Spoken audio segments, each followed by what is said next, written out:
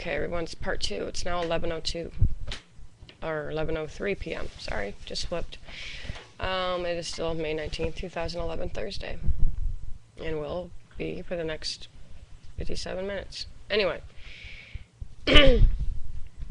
like I was starting to say, LSD was, and this is, I'm reading this from Wikipedia, it's not my words, it's whoever wrote this. LSD was first synthesized on November 16th, 1938 by Swiss chemist Albert Hofmann at the Sandoz Laboratories in Basel, Switzerland, as part of a large research program searching for medically useful ergot alkaloid derivatives.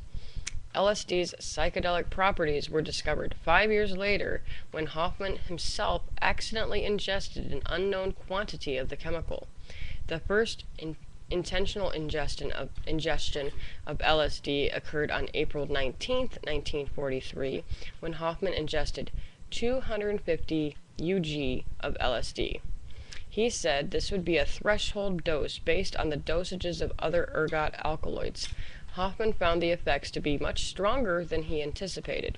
Sandoz Laboratories introduced LSD as a psychiatric drug in 1947. Beginning in the 1950s, the U.S. Central Intelligence Agency began a research program codenamed Project MK Ultra. And now that I read that out loud, I am getting chills up and down my back, no matter how many times I actually read this shit, because I could almost recite this. Experiments included administering LSD to CIA employees, military personnel, doctors, other government agents, prostitutes, mentally ill patients, and members of the general public in order to study their reactions, usually without the subject's knowledge. The project was revealed in the U.S. Congressional Rockefeller Commission report in 1975. Rockefeller, you old bastard. In 1960, that part I didn't know.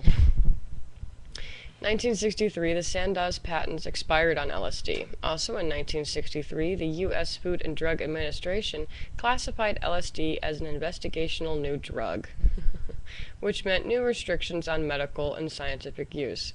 Several figures, including Aldous Huxley, Timothy Leary, and Al Hubbard, began to advocate the consumption of LSD. Turn on, tune in, drop out. That was Timothy Leary.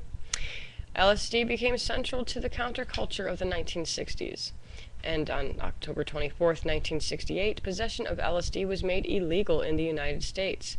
The last FDA-approved study of LSD in patients ended in 1980,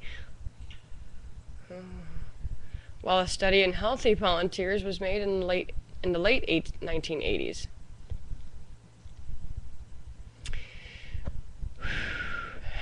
This is all shit that I did not know, because back in 1998, 1999, when I started researching this shit, this was, I guess, not revealed until just recently. Legally approved and regulated psychiatric use of LSD continued in Switzerland until 1993. Today, medical research is resuming around the world. Now, for those of you that are not familiar with acid, I have never dropped acid, nor will I ever do it. It's a chemical that was manufactured in a fucking lab, okay?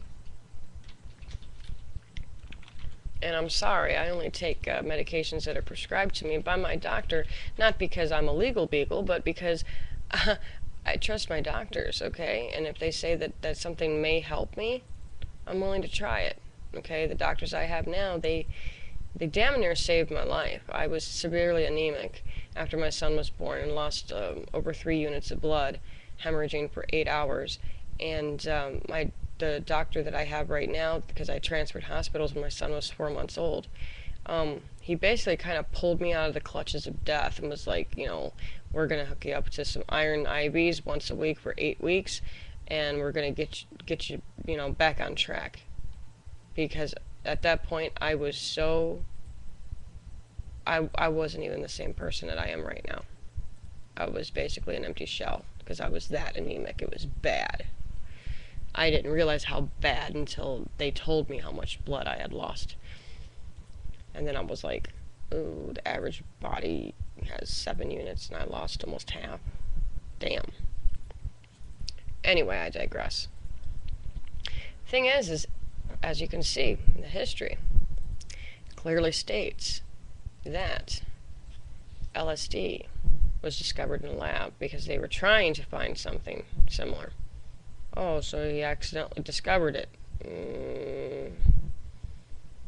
You know, those of you that have taken chemistry either in high school, grade school, college, what have you, you know that accidents do not always happen in a lab.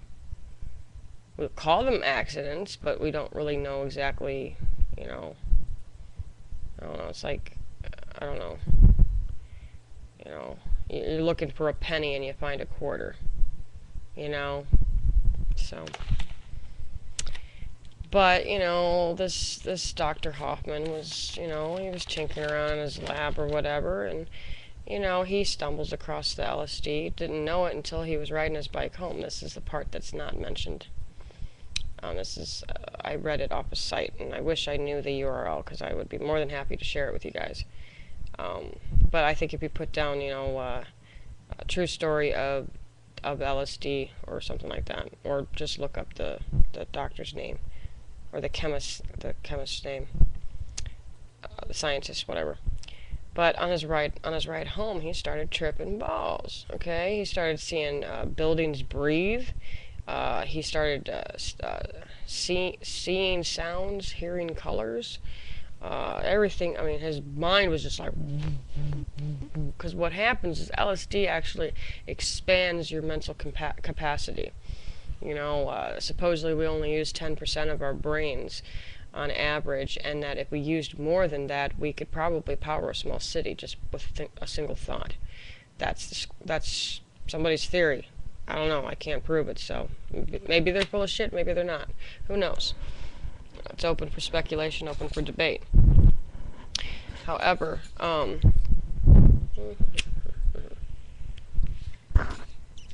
the government was looking for something like this, okay? Our government, yes, America, the big bulldog, the big bully of the world.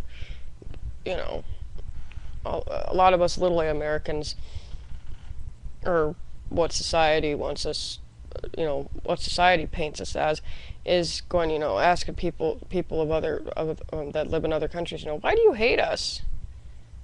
You know, we're nice people. We don't hurt nobody. Why are you mad at us? And people from other countries are like, your country is always all up in somebody's shit. Your government likes to fucking push their fucking agenda and likes to throw around their big muscle arm to the law and scare people. Your government is like, hey, I'm not my government. I just happen to live here. I happen to pop out of my mother's crotch and land on this country. Don't hate me. I mean, hate me if you want to, but damn, at least understand where I'm coming from. Shit. You know, it's just like I have a lot of friends that are from the UK, that are from, you know, Great Britain, that are from the United Kingdom. Hey, I don't hate you guys. Your government is fucking screwy as hell, but I don't hate you just because of your government. You know, I give you ample chances for me to hate you on a personal level. I'm not going to throw you in a lump sum and go, oh, well, you know, can't trust anybody from the UK. They're, you know, they're psychotic. Their government's nuts off the rocker. You know, their government's still living in a goddamn fairy tale. What the hell? No, I'm not going to do that shit. It's wrong. You know, but this is a touchy subject even for me. It almost brings me to tears because I haven't been able to prove this yet, and I'm real hesitant about it. But I have this really, really brooding feeling that my mother might have been a part of some of those experiments, because my mother was institutionalized off and on in the 60s. And the main institution that she was a patient at is called CPI, which stands for Cleveland Psychiatric Institute, a state-funded and regulated mental institution. Government-paid funny farm. Because she was diagnosed with schizophrenia. Well, she wasn't officially diagnosed until she was like in her early 20s, I think. I don't remember the exact dates. You know, and around that time she was in school to become a nursing assistant. She liked helping people. Well, when her diagnosis, came around, she suddenly had a fear of hospitals. She was paranoid all the time, afraid that somebody was out to get her. She started hearing voices. I think a couple of times she would see shit too. I don't know. She stared at the walls a lot. She watched soap operas and she thought they were real. She thought she was watching, reality television before, Survivor and all of the bullshit came out. She thought that Days of Our Lives and As the World Turns, she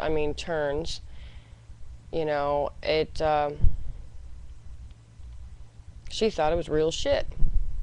She firmly believed it. And, you don't argue with Mama. She's a big woman. Big woman. You don't disagree with her. She'd sit on you or something. She was big. Love you, Mom, but she was big. I think she was part of the hapless guinea pigs. Can't prove it. And I don't even know if it would be in her file.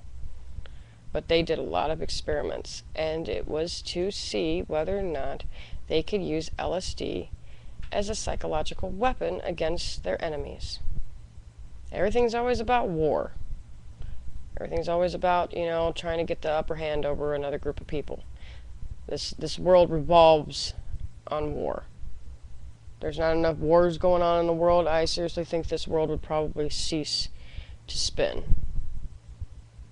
It's unfortunate, but that's just the way it is.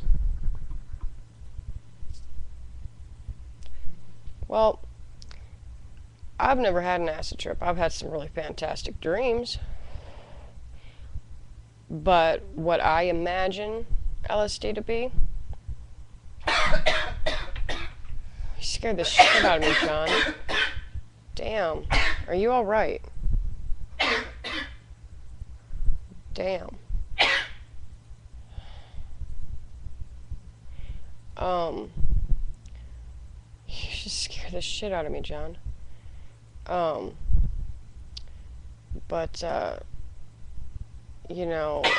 Disney actually provides the visual stimuli for those who do not drop acid. And,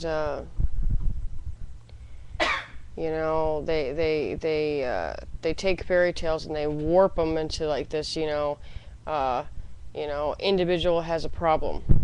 Individual seeks help. Help is given. Everybody lives happily ever after. Yay! Okay, fine. True story of The Little Mermaid. The true, real, actual story that's from, who wrote Little Mermaid? Hans Christian Andersen, I believe. I think he wrote it, or Grimm's Fairy Tales. I don't know. Somebody wrote it. And it's actually very morbid. Very morbid, very twisted. Adult themes out the wazoo.